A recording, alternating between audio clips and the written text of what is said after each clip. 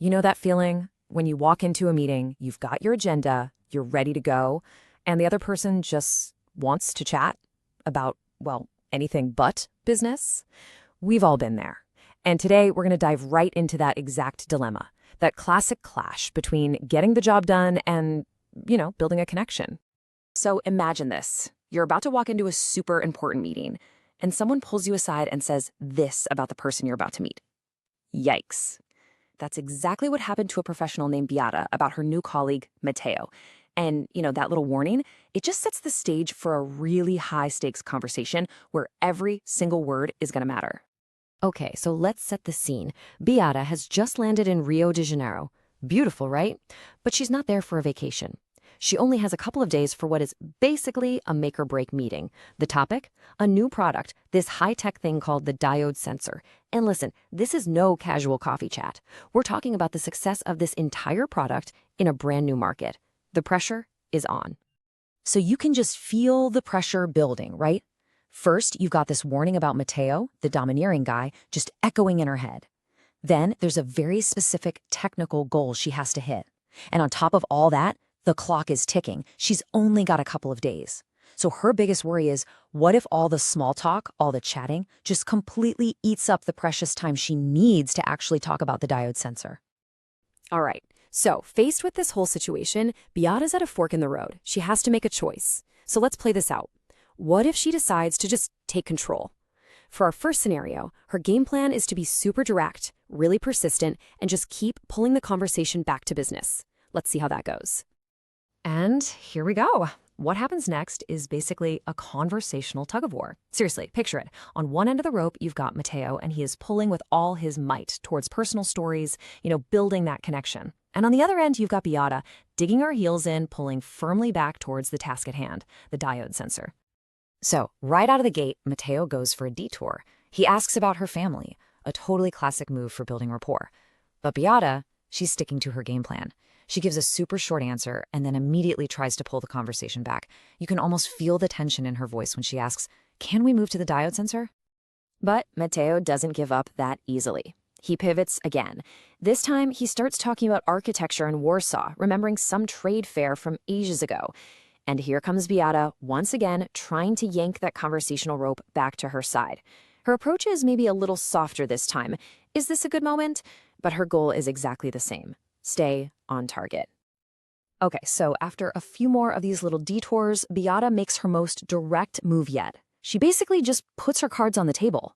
She lays it all out. The topic, the urgency, the fact that they're running out of time. This right here, this is the peak of her taking control strategy. There is zero ambiguity. None. So did it work? Well, yeah, in a way. Ultimately, Beata got what she wanted. They talked about the diode sensor. But, and this is a big but, as she put it herself, Matteo seemed a little unhappy. So she won the battle for the agenda, for sure, but it created this friction, this tense vibe in the room. The task got done, yeah, but the relationship, it definitely took a hit. Okay, but what if there was another way? Let's rewind the tape and play out a totally different scenario.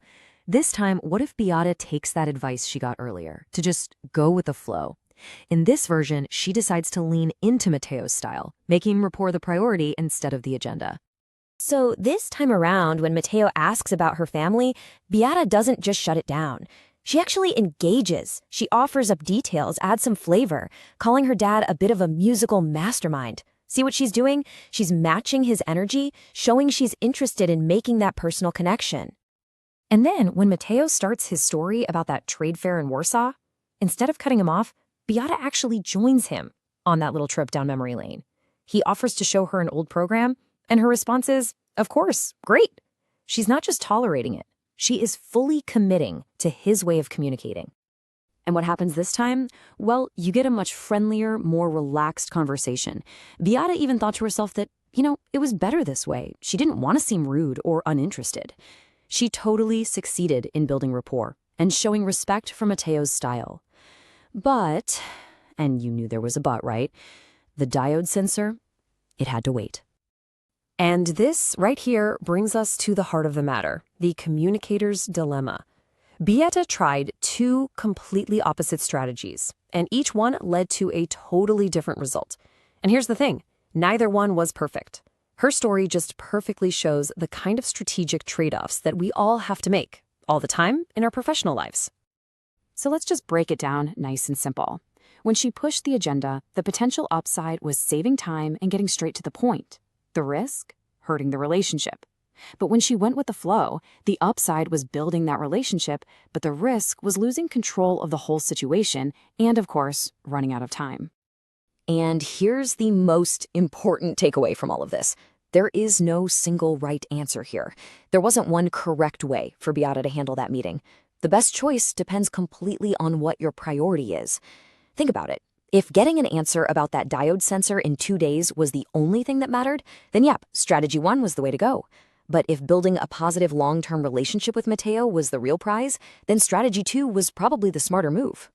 Okay, so now let's turn the tables and think about ourselves for a second. Because Beata's dilemma, it's something we all face. Every single one of us has a natural way of communicating, and we're always running into people who are the complete opposite. The real question is, how often do we consciously choose our strategy in these moments in our own work?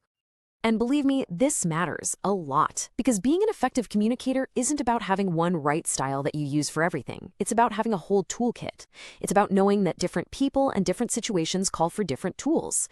The real power, the real skill, comes from being able to just take a breath, look at the situation, and then consciously decide, okay, do I push for the task right now, or do I focus on the relationship? Getting that balance right is absolutely key to success in the long run. So how do you make that choice? Well, next time you're in that spot, just run through a quick checklist in your head. First, think about the timeline.